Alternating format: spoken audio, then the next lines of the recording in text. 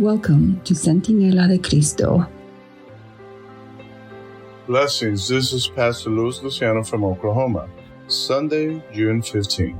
Daniel 2, in the historicist approach to prophecy. One of the most powerful prophecies in all Scripture is Daniel 2, writing more than 500 years before Christ.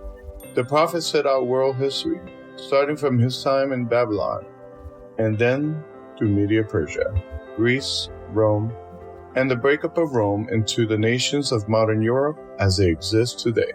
In fact, talking about these European nations, one text says that they will mingle with the seed of men, but they will not adhere to one another, just as iron does not mix with clay.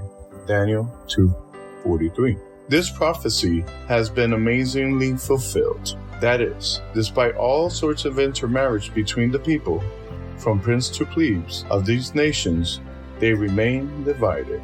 For example, the British monarchy is called the House of Windsor, a nice English name. However, that name is a relatively recent development, 1917 actually.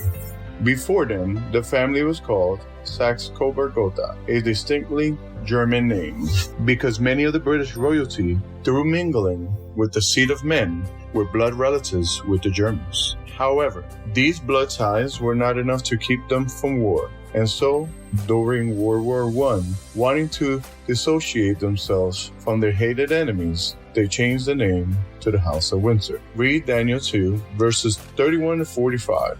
What was Nebuchadnezzar's dream, and how did Daniel interpret it? The apocalyptic prophecies in Daniel all follow the foundation set in Daniel 2. That is, the rest of these prophecies, like Daniel 2, follow the sequence of one world empire after another until God establishes it to his eternal kingdom. See Daniel 2:44 and Daniel 7, verses 13 and 14. In other words, the prophecies go through history in an unbroken sequence of empires, starting in antiquity and ending in the future, even to our time. This is the historicist approach to interpreting prophecy and is what the text demands.